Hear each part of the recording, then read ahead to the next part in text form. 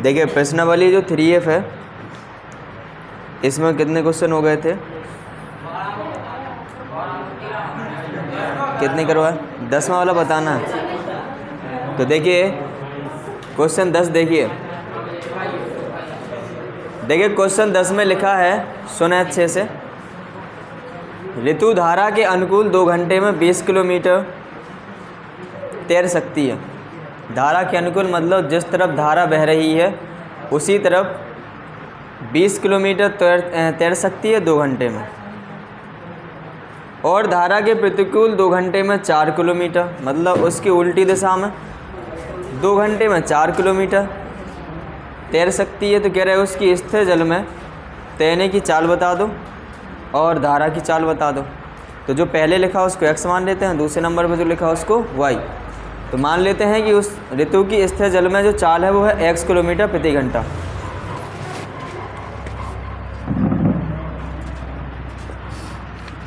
माना स्थिर जल में ऋतु की चाल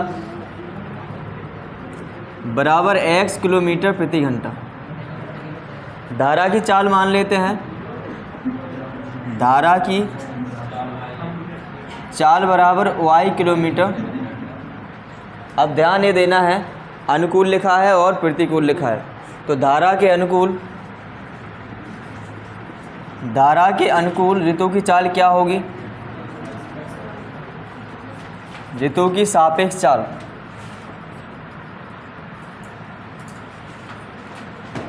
कितनी हो जाएगी, अनुकूल जा रहा है मतलब उसी के साथ चले जा रहे हैं तो जुड़ जाएगी चाल, यानी कि x प्लस के y किलोमीटर प्रति घंटा। अब कहा जाए धारा के प्रतिकूल ऋतु की सापेक्ष चाल।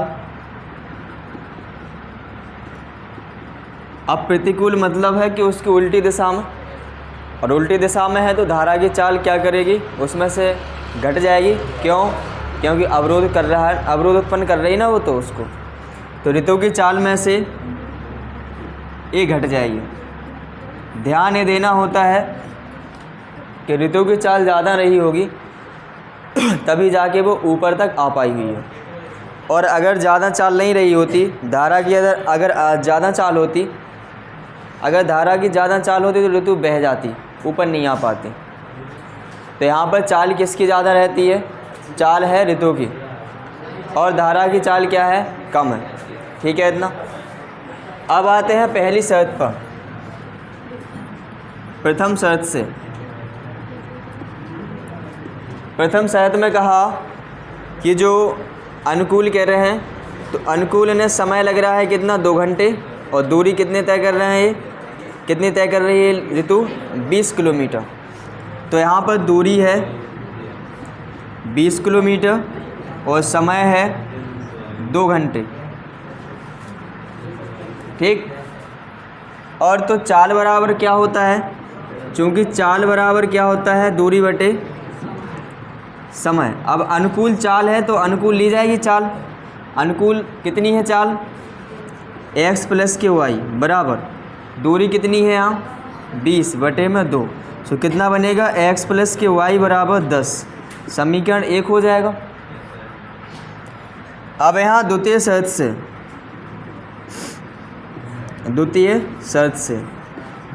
से देखेंगे तो दूरी कितनी दी गई है, दूरी है 4 किलोमीटर, और समय कितना दिया गया है, समय दिया गया है 2 घंटे। तो दूसरी शर्त में क्या है, प्रतिकूल। तो प्रतिकूल चाल देखेंगे उसकी, जो सापेक्ष चाल है। तो पहले हम क्या देखेंगे कि जो चाल बराबर सूत्र होता है वो क्या होता ही, दूरी बटे समय। और प्रतिकूल जो चाल है वो कितनी है, x माइनस के y। दूरी कितनी है, 4, समय कितना है, 2 से काटिए इनको 2 बार में, x माइनस के y बराबर बन जाएगा 2। ये समीकरण 2 होगा। अब दोनों समीकरण को हल कर लो, सो का निकल के आ जाए, x और y की वैल्यू निकल के आ जाए, जो पूछो जा रहा हो तो वो निकल के आ जाए।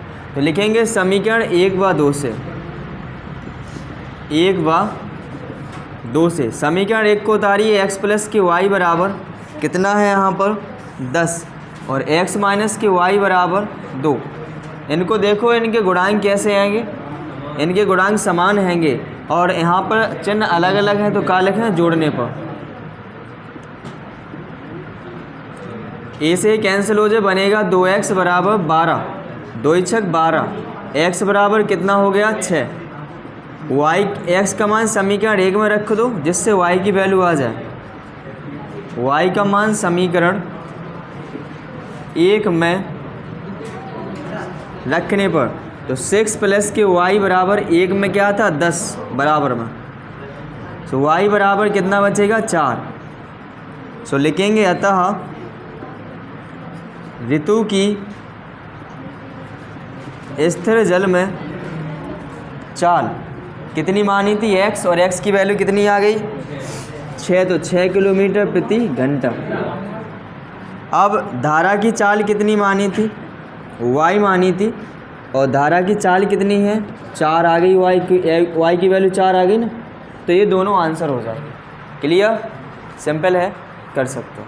कोई डाउट हो किसी को तो बोलिए, कोई डाउट नहीं है उतार लीजिए। तो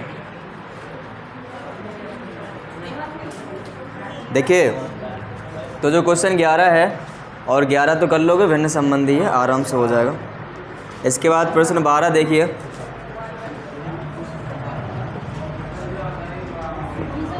प्रश्न 12 देखिए, पहले हम देखते हैं इसको नॉर्मल तरीके से जैसे सॉल्व करना है, फिर इसको ट्रिक से भी बताया जाएगा।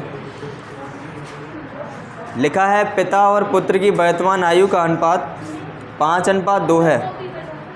10 वर्ष बाद उनकी आयु का अनुपात 2:1 हो जाएगा, तो दोनों की वर्तमान आयु ज्ञात कीजिए। तो पहले तो पिताजी हैं और एक पुत्र हैं ना, तो पहले मान लेते हैं पिता की वर्तमान आयु x वर्ष है और पुत्र की वर्तमान आयु कितनी है y वर्ष। तो लिखते हैं माना पिता की वर्तमान आयु बराबर x वर्ष, पुत्र की वर्तमान आयु बराबर y वर्ष। ओके, अब इन्हें ये भी कहा कि 10 साल बाद, तो जो बाद पहले वाली आयु होती है उसको यहीं निकाल लेते हैं। 10 साल बाद की आयु कह रहे हैं तो 10 साल बाद वाली यहीं लिख लो। 10 वर्ष बाद पिता की आयु क्या रही होगी, बिल्कुल बाद की बात कर रहे हैं तो जुड़ जाए 10, x प्लस के 10। पुत्र की आयु क्या रही होगी y प्लस के 10 वर्ष। इतना ही है। अब पहली शर्त पे आते हैं। इनने कहा कि जो वर्तमान में इनकी आयु है, इन्हें लिखा है ऐसे ही, पिता और पुत्र की वर्तमान आयु का अनुपात 5:2 है। मतलब कि पिता की आयु में अगर पुत्र की आयु का भाग लगाते हैं, अभी वाली वर्तमान वाली, अनुपात होता है कि जब एक संख्या को, पहली वाली संख्या को दूसरे से भाग लगा दो तो अनुपात प्राप्त हो जाता है। तो पहले किसकी है पिताजी, फिर किसकी है पुत्र की, और बराबर कितना है 5/2। 5:2 को 5/2 लिखेंगे, क्रॉस मल्टीप्लाई कराओ तो 2x बराबर 5y। एक तरफ लेके आ जाओ, नहीं आना है तो प्रतिस्थापन से कर सकते हो, तो x की वैल्यू निकाल सकते हो इससे। तो कैसे करना है, प्रतिस्थापन से, या प्रतिस्थापन से करना है। तो देखिए x बराबर क्या बन जाएगा 5/2y, ऐसा लिख सका। तो अब द्वितीय सहज से देखिए, दूसरी शर्त में ये कह रहे हैं कि 10 साल बाद जो आयु का अनुपात है 2:1 हो जाए। 10 साल बाद पहले किसकी आयु रखेंगे पिताजी की, तो x प्लस के 10, फिर किसकी रखेंगे पुत्र की, बटे में अनुपात कितना हो जाए 2/1। इनको सॉल्व करो, एक समीकरण बनेगा, क्रॉस कराओ इनका, तो बनेगा क्या x प्लस के 10 बराबर 2y प्लस के 20। x y एक तरफ कर लो, x माइनस के 2y बराबर 20 माइनस के 10, x माइनस के 2y बराबर 10। समीकरण होगा दूसरा। समीकरण दूसरे में समीकरण 1 से जो मान आओ ना x की वैल्यू, ये प्रतिस्थापित कर दो। लिखेंगे समीकरण 1 से x का मान प्रतिस्थापित करने पर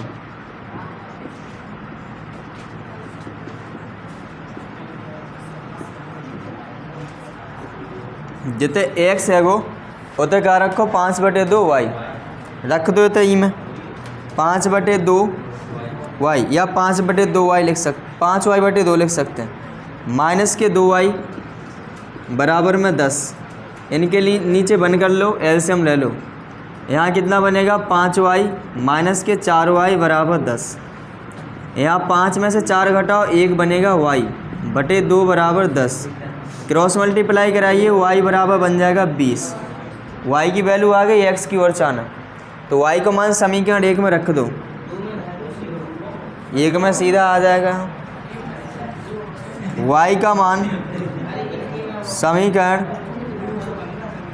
1 में रखने पर x बराबर 5/2 लिखा, 5/2 y की वैल्यू 20 काटिए कितना बनेगा 50। इनको गुणा कर लो, 50 बन जाएगा। x की वैल्यू कितनी आ गई 50। तो लिखेंगे अतः पिता की वर्तमान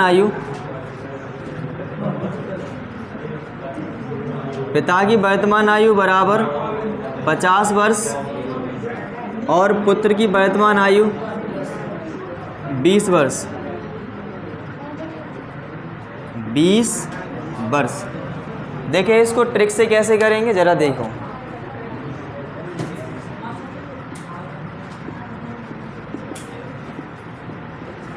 ट्रिक से कैसे करेंगे, पहले देखो इनकी वर्तमान आयु का अनुपात कितना दोगे तो 5:2। बाद में कितना हो गया 2:1। कितने समय बाद जो वर्तमान है, वर्तमान में ये क्या है 10 साल बाद और 10 वर्ष बाद, ऐसा ही है। अब इनके बीच देखो, इनके बीच अंतर कितना है वो 3 को, इनके बीच समान तो नहीं है अभी, तो समान बनाने आ। समान कैसे बनाते हैं, इनके बीच को अंतर देखो कि देखे वो 3, इनके बीच को अंतर है वो 1। तो ई को क्रॉस मल्टीप्लाई ई में कराओ, सो ई को कराओ ई 2 इंजन में गुणा, तो 5:2 ही बने। ये 3 को गुणा कराओ ई में से 3 दूनी 6, 3 एकम, तो जो पहले वाले अनुपात है ये काट दो। अब जो नया है उनसे देखो, इनको अंतर देखो कितना है, इनको अंतर कितना है बराबर आ गया। तो जो 1 अनुपात आया तो 1 अनुपात की वैल्यू कितनी है, 1 अनुपात की वैल्यू वर्तमान से 10 वर्ष बाद की बात है ना, तो इनके बीच में अनुपात में तो 1 अनुपात के अंतर, लेकिन वास्तव में कितने साल को अंतर है 10 साल को। तो यहाँ पर लिखेंगे 10 वर्ष। 1 अनुपात बराबर 10 हो गया, तो 5 अनुपात बराबर कितना हो जाएगा 2 अनुपात बराबर, इसके बराबर 50, इसके बराबर 20 निकल के आ जाएगा। तो यहाँ पर आ जाएगा आंसर कितना, इसकी वैल्यू हो जाए 50, इसकी वैल्यू हो जाए, तो वर्तमान आयु पहले के को थे पिताजी, तो पिता की वर्तमान आयु 50 वर्ष, पुत्र की वर्तमान आयु ऐसे भी निकाल सकते हो, ठीक है। तब पिता वो तो 10 साल बाद की आएगी, हमें वर्तमान चाहिए, वर्तमान लेना है, बाद वाली थोड़ी ना लिखेंगे, ठीक। तो पिता की वर्तमान आयु कितनी आ गई 50 वर्ष और पुत्र की वर्तमान आयु 20 वर्ष। तो ये ट्रिक से कर सकते हो, लेकिन पेपर में ट्रिक से थोड़ी ना करना है। ये कहाँ काम आएगा, ये अपना आंसर चेक करने में काम आएगा, ठीक है। इस प्रकार से कर लोगे, अगर यही सही है तो कहोगे सही है, मतलब कोई डाउट नहीं रहेगा। अगर समय बचा है तो इस प्रकार से अपना आंसर चेक कर सकते हो, नहीं तो आगे चल के कंपटीशन में यही करना पड़ेगा तुम्हें, ठीक है। जल्दी से हो जाता है, ठीक। तो उतारिए फिर।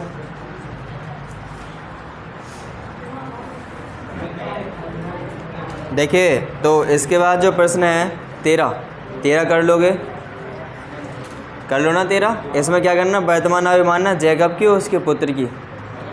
5 साल बाद की बात कर रहा है, सो दोनों की में 5-5 जोड़ के 5 साल बाद की निकाल लोगे, और 5 साल पूर्व के रहे सो 5-5 घटा के 5 साल पूर्व की निकाल लो, ठीक है।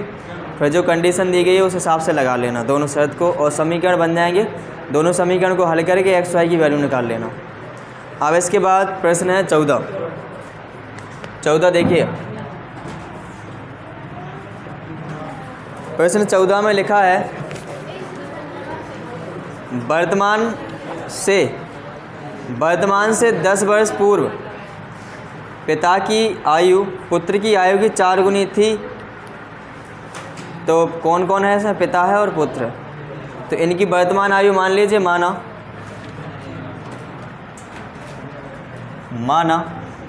पिता की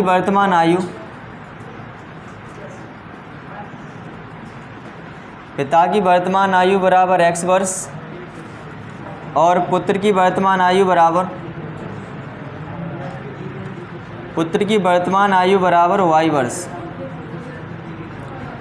ठीक है। इन्हें कहा 10 वर्ष पूर्व, तो 10 वर्ष पूर्व देखेंगे इनकी आयु कितनी रही होगी। हाँ बताइए, 10 वर्ष पूर्व किस पिता की आयु कितनी रही होगी? हाँ बोलिए क्या है? 10 वर्ष पहले की बात चल रही है, सो पिता की आयु कितनी रही होगी? हाँ बोलिए कितना रहेगा? किसकी पूछ रहे हैं? पहले ज़रा ध्यान दो। हाँ तो x माइनस 10 ऐसा बोलो ना। और पुत्र की कितनी रही होगी? y माइनस के पहले वाली बात चल रही है तो घटाते हैं। फिर आगे लिखा है इनने कि अब से 10 वर्ष बाद, अब से मतलब वर्तमान से, तो 10 वर्ष बाद और देख लो। 10 वर्ष बाद पिता की आयु कितनी रही होगी? कितनी रही होगी? बिल्कुल x प्लस के 10 वर्ष। पुत्र की कितनी रही होगी? बिल्कुल y प्लस के 10 वर्ष। अब आते हैं पहली शर्त पर, और प्रथम शर्त में लिखा है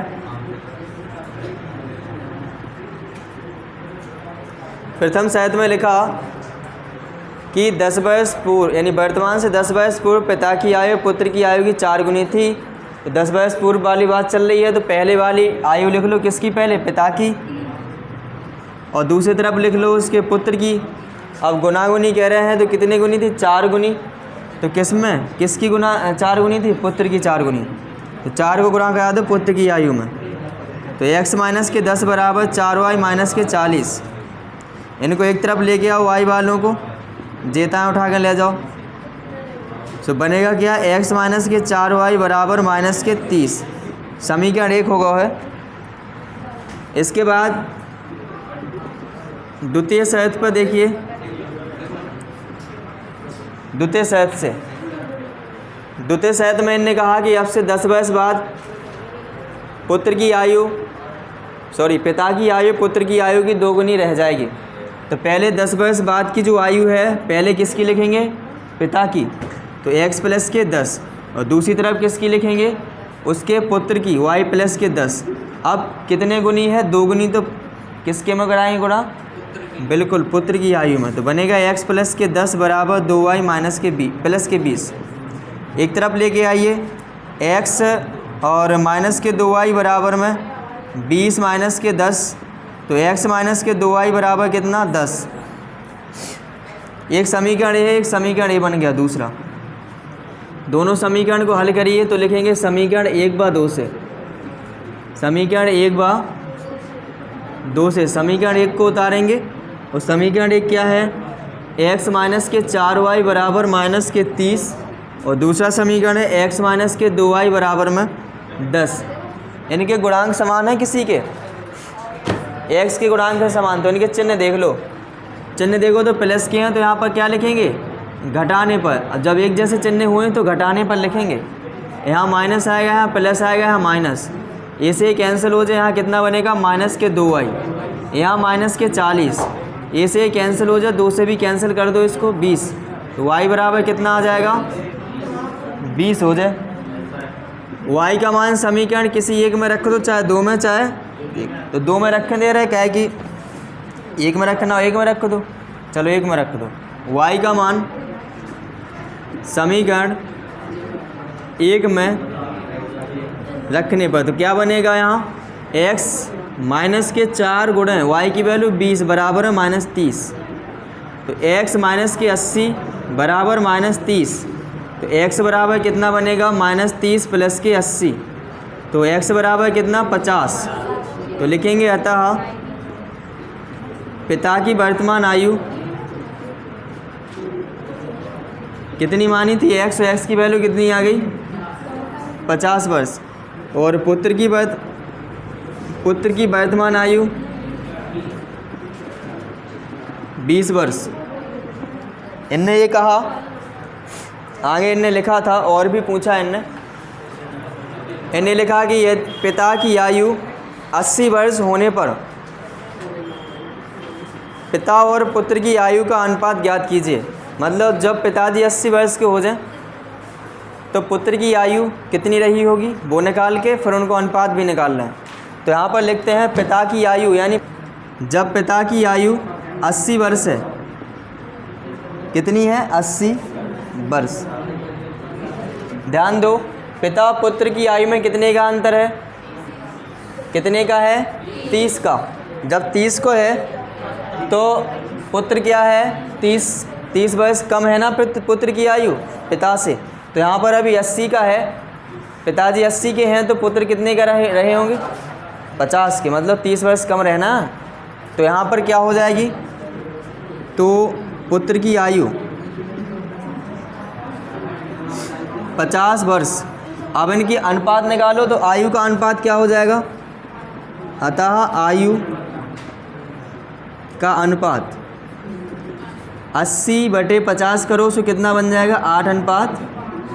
ये दो आंसर ये यहाँ पर ये वाले हैं और ये आंसर है। क्लियर, कोई डाउट है उतारिए तो देखिएगा।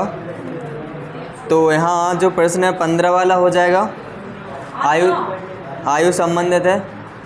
देखो इसमें है नूरी, तो नूरी की वर्तमान आयु मान लियो x और सोनू की वर्तमान आयु मान लियो y। फिर 5 वर्ष पूर्व की बात कर रहे हैं तो 5 वर्ष पूर्व नूरी की आयु x-5 और सोनू की आयु y-5 कर लोगे इतना।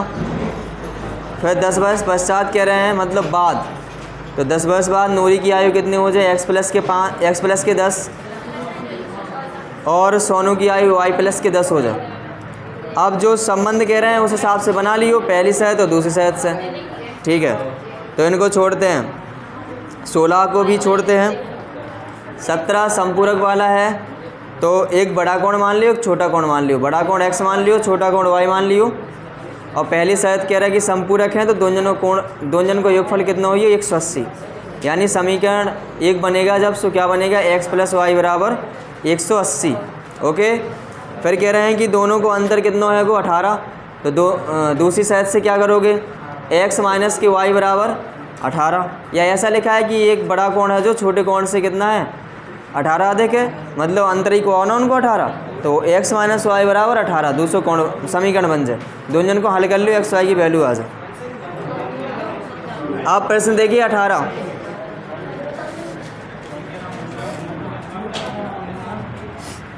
18 वाले में देखिए, 18 वाले में लिखा एक आयत का क्षेत्रफल दूसरे आयत के क्षेत्रफल के बराबर है। एक आयत का क्षेत्रफल दूसरे आयत के क्षेत्रफल के बराबर है जिसकी लंबाई आवा निकले, जिसकी लंबाई 11 मीटर अधिक और चौड़ाई 6 मीटर कम है। तो पहले अपना जो एक आयत है, एक आयत बना लेते हैं जिसकी हमने लंबाई मान ली x, चौड़ाई मान ली y। तो यहाँ पर लिखते हैं माना, क्या माना अपन ने, मान लिया कि आयत की जो लंबाई है, आयत की लंबाई बराबर x मीटर, मीटर में है हाँ x मीटर। आयत की चौड़ाई मान ली हमने y मीटर। अब जेकर है कि जो क्षेत्रफल है वो किसके बराबर, एक ऐसे आयत के बराबर है जी की लंबाई ई से ज़्यादा है और चौड़ाई कम है, बल्कि क्षेत्रफल दोनों के बराबर हैं। तो इनने कही कि लंबाई का है 11 मीटर अधिक, तो लंबाई की x थी तो ई की कितने हो जाए x + के 11 मीटर। और चौड़ाई कह रहे हैं कितना कम है, चौड़ाई कह रहे हैं 6 मीटर कम है, तो यहाँ पर y माइनस के 6 मीटर हो जाएगी इसकी चौड़ाई। इसको मान लेते हैं A1 वाला है, A2 है इसका क्षेत्रफल। फिर आगे लिखा है कि उसका क्षेत्रफल एक तीसरे आयत के क्षेत्रफल के भी बराबर है। अच्छा, जो उससे 22 मीटर लंबा और 9 मीटर कम चौड़ा है। तो एक और यहाँ पर क्या है, आयत है, लंबा है यहाँ अधिक, कितना है 22 मीटर अधिक लंबा है, तो यहाँ पर लिखेंगे x प्लस के 22 और चौड़ा कितना है, चौड़ा कह रहे हैं 9 मीटर कम चौड़ा है, तो y माइनस के 6। ठीक है ना, मूल आयत से इसकी तुलना कराई जा रही। तो कह रहे हैं इसका ये बताओ हमें कि इसकी लंबाई चौड़ाई क्षेत्रफल कितना है आयत को, कहाँ 9 लिखे, 9 बिल्कुल y माइनस 9 आ गया, y माइनस 9। ठीक है, तो इसका क्षेत्रफल क्या है A3। अब ध्यान दीजिए था, प्रथम शर्त से इनने कहा कि इनको एरिया बराबर है, तो लिखेंगे A1 बराबर A2 और एरिया मतलब आयत को क्षेत्रफल का हो लंबाई गुणा चौड़ाई। तो इसकी लंबाई चौड़ाई A है ax इंटू वाई, इसकी क्या है लंबाई चौड़ाई x प्लस के 11 y माइनस के 6। तो x इंटू वाई, इनको गुणा करो, x को पहले ही पूरे में गुणा कराओ, उससे कितना बन जाए xy माइनस के 6x। अब 11 को कराओ 11y माइनस के 66। ए से कैंसिल हो जाए, इनको उठा के ताए ले आओ, 6x माइनस के 11y बराबर माइनस के 66। एक समीकरण बन गया। अब इनने कही e को क्षेत्रफल e के बराबर भी है, तो द्वितीय शर्त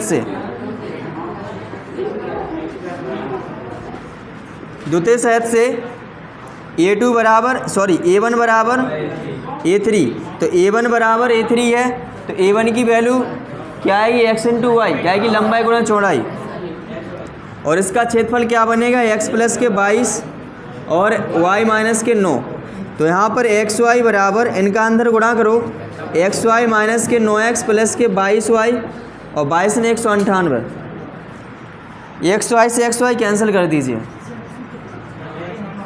सो क्या बनेगा यहाँ, एक नहीं 0 बनेगा, बराबर, क्या कि घट गए ना ये पूरे 0, बराबर यहाँ क्या बना माइनस के 9x और प्लस के 22y माइनस के 198।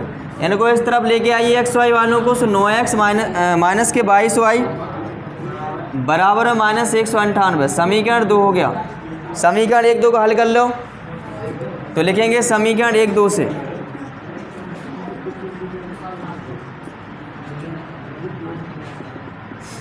समीकरण 1 को उतारोगे, समीकरण 1 ये है 6x माइनस के 11y इज इक्वल माइनस 66। दूसरा उतारो 9x माइनस के 22y बराबर है माइनस 198। अब जे इनके गुणांक समान बनाया जा सकत, समीकरण 1 में कैसे गुणा कराने हैं, 2 से, जब 22 बन जाते तो समीकरण 1 में 2 से गुणा करा दो।